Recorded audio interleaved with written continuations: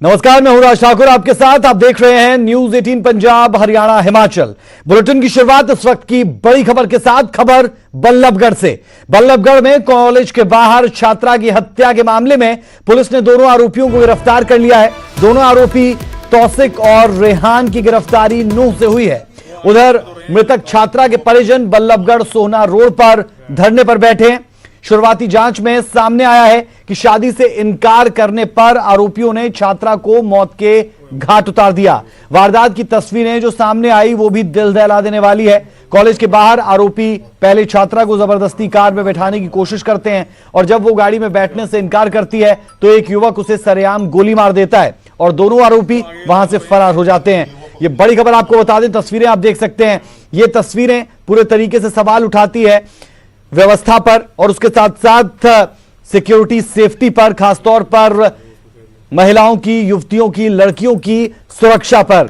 College के बाहर निकलते ही जिस तरीके से गोली मार दी गई एक मासूम को और उसकी जान चली गई, कई सवाल यहां उठेंगे। दोनों आरोपी तौसीफ और रेहान गिरफ्तार कर लिए गए हैं। 5 दिन के पुलिस रिमांड पर दोनों आरोपी है। अगर सरकार की बात करेंगे, गृह मंत्री की बात करेंगे तो उनकी तरफ से कहा जा रहा है कि 12 घंटे के अंदर दोनों आरोपियों को गिरफ्तार भी कर लिया गया है और पुलिस भी यही दलील दे रही है कि दोनों आरोपी पुलिस गिरफ्त में है। लेकिन इसके बाद हम देख रहे हैं कि सड़कों पर लोग उतर आए हैं और जो परिजन है वो लगातार जोर शोर से ये मांग कर रहे हैं कि ऐसी सजा दी जानी चाहिए कि एग्जाम्पल सेट किया जा सके।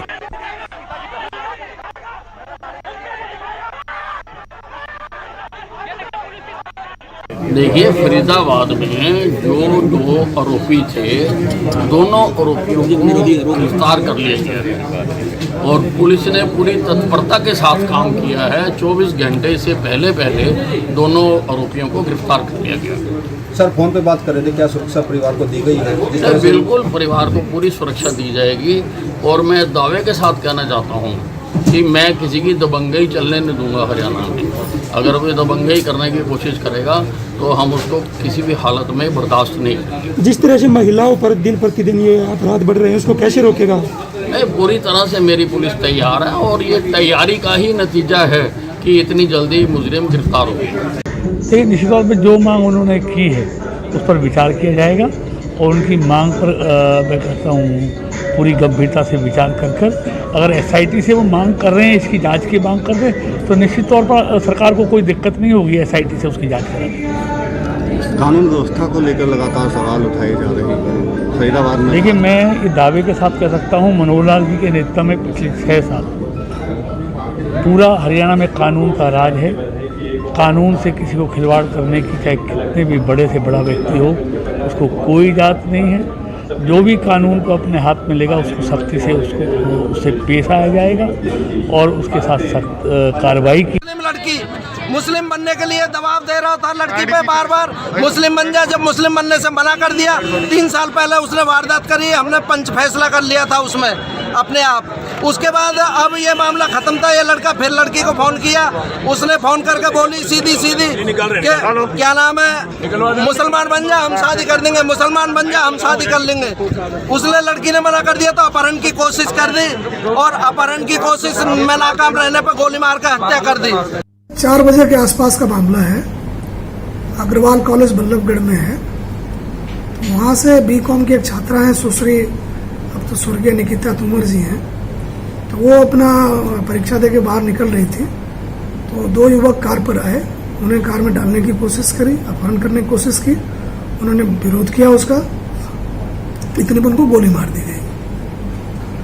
तो तफ्तीश के दौरान जो मारने वाले युवक हैं, एक तौसीफ है जो सोना गुड़गांव का रहने वाला है, दूसरा रेहान है जो कि नूंह का रहने वाला है। तो तौसीफ की रात में गिरफ्तारी कर ली गई थी। रेहान की तलाश में दबिश मारी जा रही है और हम जल्दी ही दोनों दोषियों को गिरफ्तार करके उनको अदालत से कड़ी सजा। हरियाणा में जंगल राज पूर्णतः कायम हो चुका है। हरियाणा सरकार पूरी तरह प्रशासन विफल हो चुका है। ये आज दुर्भाग्य है कि हमारा प्रदेश बेरोजगारी में भी नंबर 1 है और अपराध में भी नंबर 1 है। मैं समझता हूँ कि इससे ज़्यादा दुर्भाग्य अब तो खुले तौर दंदनाते हुए अपराधी घूम रहे हैं, गोलियां बरसाते हुए, लड़कियों को उठाने के प्रयास करते हुए। इससे ज़्यादा जंगल राज की स्थिति हरियाणा में हमने कभी नहीं देखी।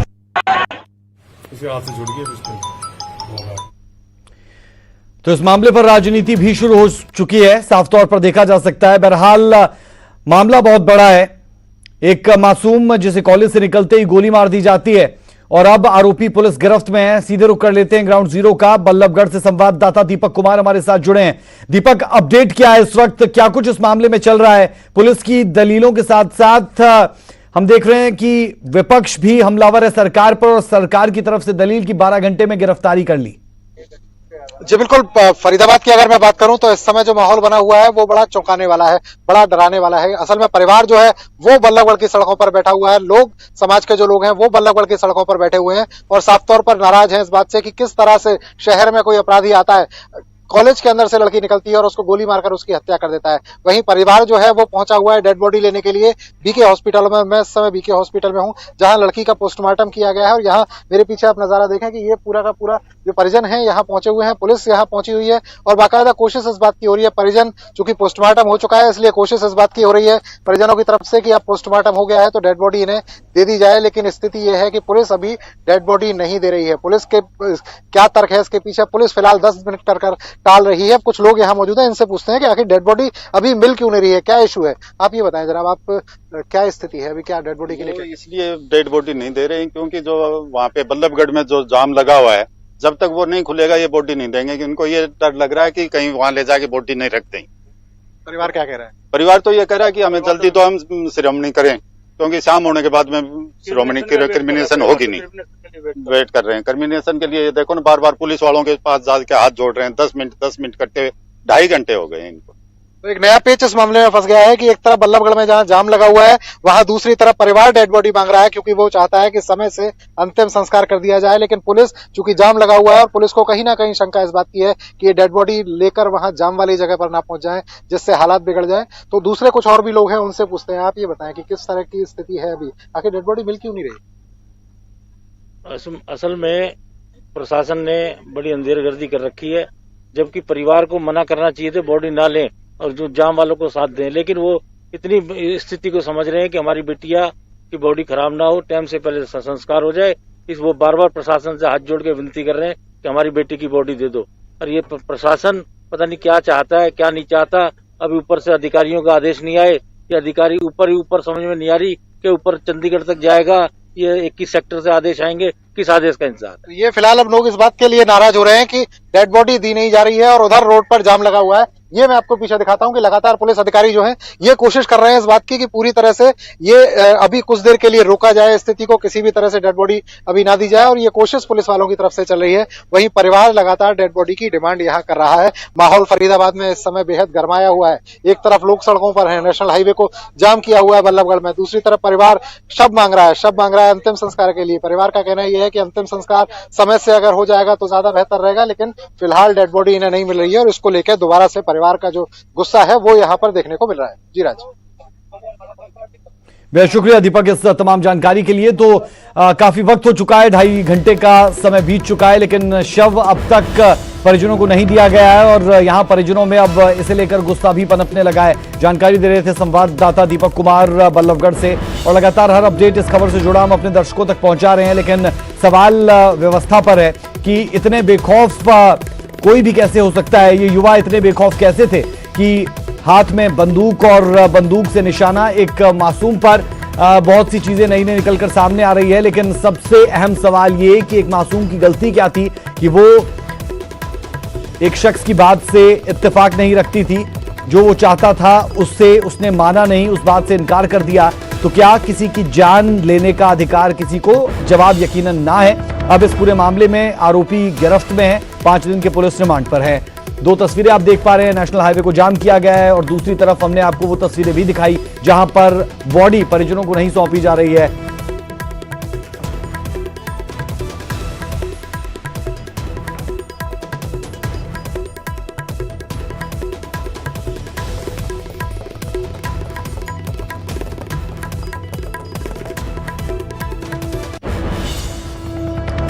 और हम देख रहे हैं कि कृषि कानूनों को लेकर किसान लगातार प्रदर्शन कर रहे हैं और प्रदर्शनों के बाद दो फाड़ होते हुए भी किसान संगठन नजर आते हैं। चलिए सीधे रुख कर लेते हैं, किसानों की तरफ से प्रेस कॉन्फ्रेंस की जा रही है, क्या कह रहे हैं नेता, सुनते हैं। 3 कानूनों से एक ऐतिहासिक बात जरूर हुई है। कानून तो ऐतिहासिक नहीं है, लेकिन उन कानूनों की वजह से किसानों की ऐतिहासिक एकता हो गई है। मुझे बहुत खुशी है, मुझे बहुत फख्र है कि आज हमारे बीच राजेवाल साहब बैठे हैं। हमने जब किसान आंदोलन को जानना शुरू किया था, उस वक्त हमारे गुरुओं के साथ आप आंदोलन किया करते थे। आपके साथ बैठना हमारे लिए बहुत फख्र की बात है। मुझे बेहद खुशी है कि भाई गुरनाम सिंह हमारे साथ हैं। आपने जिस तरह से इस आंदोलन को नेतृत्व दिया है, जिस तरह से एक मादा दिखाया है संघर्ष करने का, उससे साबित होता है कि आज यहाँ जो एकता स्थापित हुई है किसान संगठनों की, वो इस देश के आंदोलन को बहुत आगे तक लेके जाएगी। मैं फिर दोहरा दूं, ये आंदोलन 3 कानून जो मोदी सरकार ने बनाए हैं उनके खिलाफ, और चौथा बिजली वाला कानून जो सरकार ने प्रस्तावित किया है उसके खिलाफ देश भर के किसान इकट्ठे हो गए हैं। तय किया है कि इस कानूनों को हम रद्द करवा के मानेंगे। 2 एग्जैक्ट प्रोग्राम आज अनाउंस हुए हैं। 5 तारीख को देश भर में सड़कों का चक्का जाम दोपहर 12 बजे से 4 बजे तक होगा। 5 नवंबर को 12 से 4 बजे सड़कों का चक्का जाम अनाउंस किया गया है किसानों के द्वारा। और 26 नवंबर को दिल्ली चलो, पूरे देश भर के किसान दिल्ली आएंगे और ये सुनिश्चित करवाएंगे कि इन कानूनों को वापस लेने के लिए सरकार को मजबूर होना पड़े। पंजाब के किसानों ने इस देश को दिशा दिखाई। पंजाब के किसानों ने जो ज्योति जलाई है, जो दिशा दिलाई है, उसके लिए पूरे देश के किसान उन्हें सलाम करते हैं और उन्हें भरोसा दिलाना चाहते हैं कि इस लड़ाई में पूरे देश का किसान एक साथ है। आज इस मीटिंग के अंदर आपने देखा, यहाँ पंजाब हरियाणा के ही नहीं, राजस्थान का किसान है, महाराष्ट्र के किसान नेता हैं, कर्नाटका का किसान, आंध्र प्रदेश, तेलंगाना, केरला, छत्तीसगढ़, मध्य प्रदेश, बिहार, उत्तर प्रदेश, उत्तराखंड, बंगाल, इस सब के किसान नेता आज की इस मीटिंग में शामिल हुए हैं। ये पूरे देश का आंदोलन है और इस देश के आंदोलन के सामने सरकार को घुटना टेकना पड़ेगा। मेहरबानी।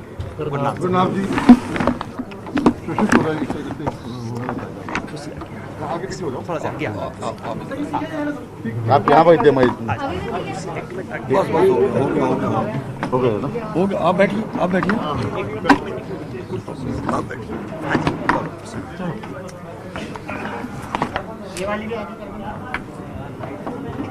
ये जो तीनों काले कानून देश में बने हैं, इनसे अकेला किसान नहीं, पूरा देश का हर वो नागरिक प्रभावित होगा जो खाना खाता है। ये सस्ते से सस्ता खरीदेंगे और महंगे से महंगा बेचेंगे। ये व्यवस्था देश में इन कानूनों से खड़ी होगी और जिससे ब्लैकमेलिंग बढ़ेगी। पूरा देश जो है वो कारपोरेट के शिकंजे में जाएगा।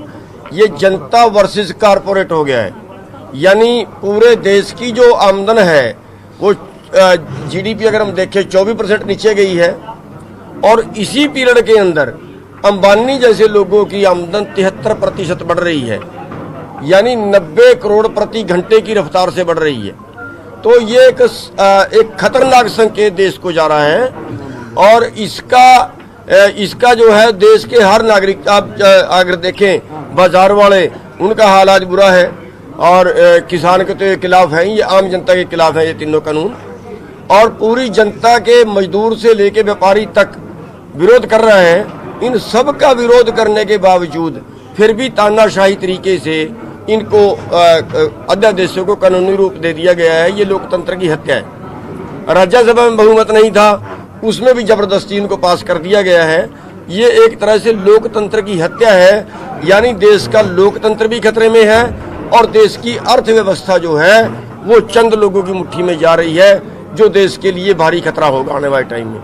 इसका आंदोलन के लिए जो हमारे बाकी साथियों ने पहले बहुत कुछ बता दिया है, प्रोग्राम भी बता दिए हैं, लेकिन हम ये बताना चाहते हैं कि पूरे देश की जनता इसके विरुद्ध है। किसान नहीं, बाकी वर्ग भी इस आंदोलन में साथ में है।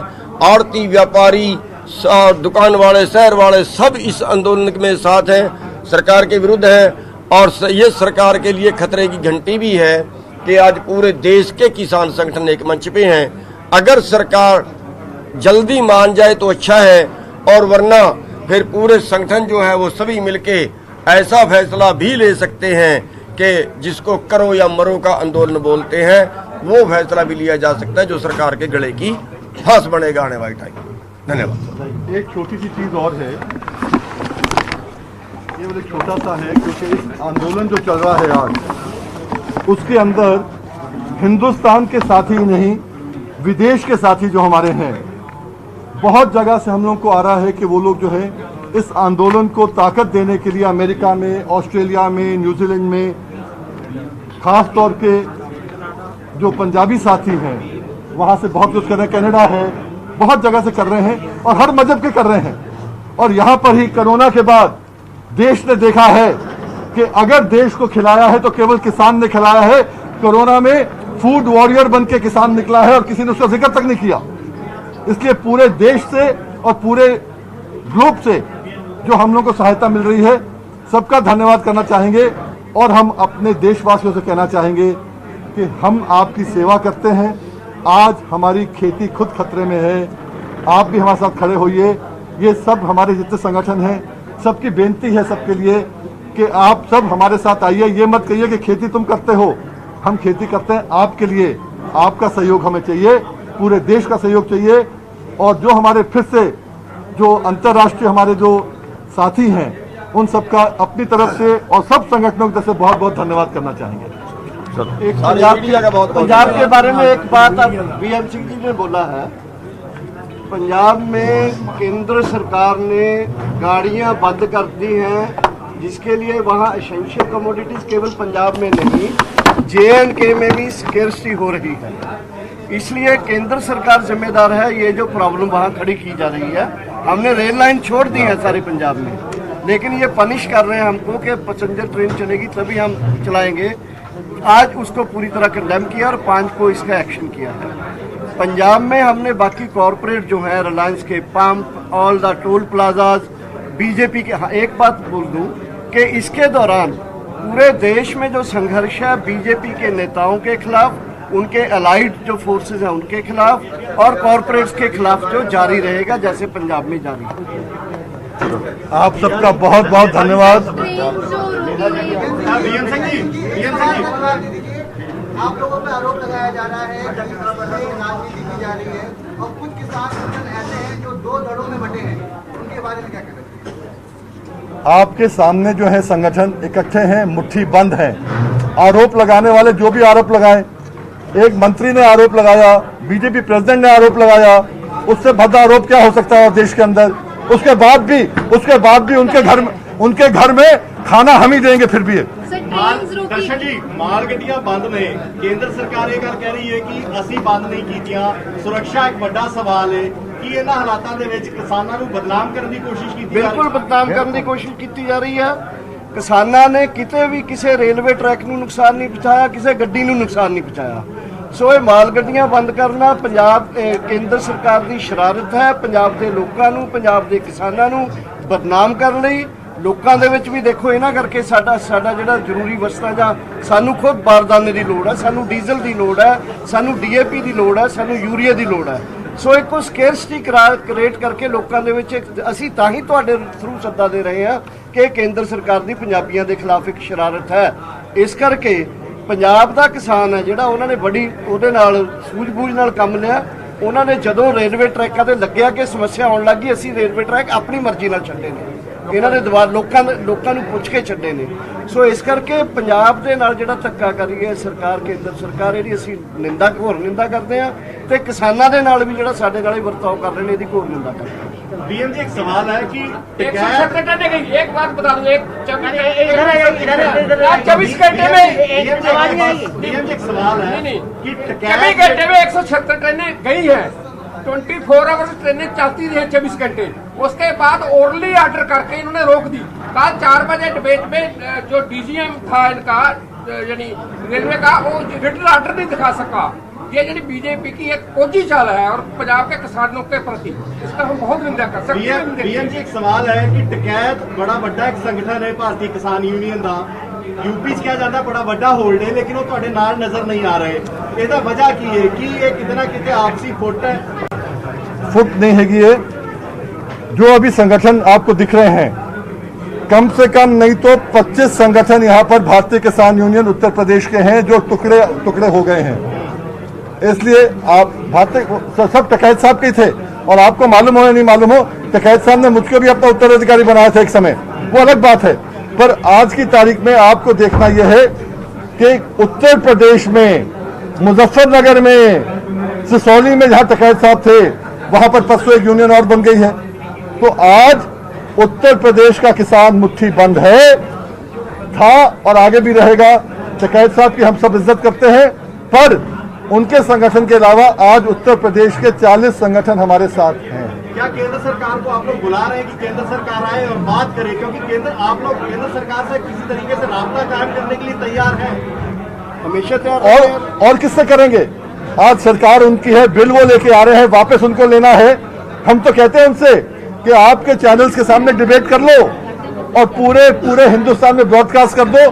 वो हमें बता दें कि अगर हम गलत हैं, हम उन्हें बता दें कि वो गलत है। पूरा हिंदुस्तान जाने के माजरा क्या है? हम नहीं चाहते, फिर भी थोपा जा रहा है हम पे, क्यों? पूरा देश जानना चाहिए इसके बारे में। राजेवाल साहब एक सवाल थोड़े को है। राजेवाल साहब एक सवाल है कि तुसी किसान आगुआं नूं नाल लेके पहुंचे सी किसान कृषि भवन, लेकिन वो गल सिरे नहीं चढ़ सकी। तो तुसी कहा कि असीं लोग हुण दिल्ली आवांगे तो सोच के आवांगे, सरकार दोबारा बुलाएगी तो की पंजाब दी जिहड़ियां 31 जथेबंदियां ने वो पहुंचणगियां दिल्ली गल करन वास्ते?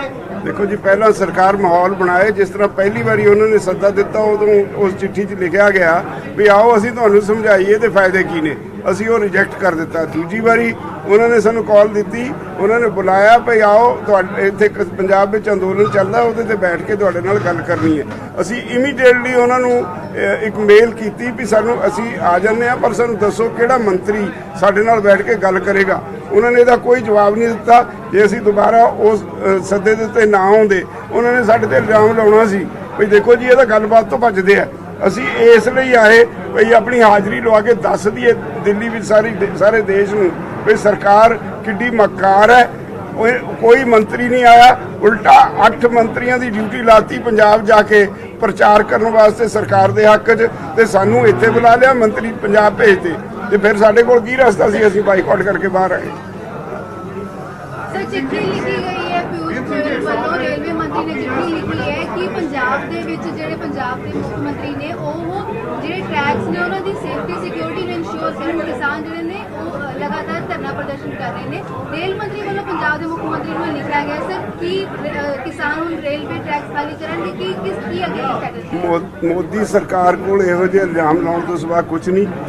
मोदी सरकार का एको फार्मूला है, झूठ बोलो झूठ बोलो झूठ बोलो, 100 बार झूठ बोलो ताकि वो सच बन जाए, तो वो झूठ बोलते हैं जी।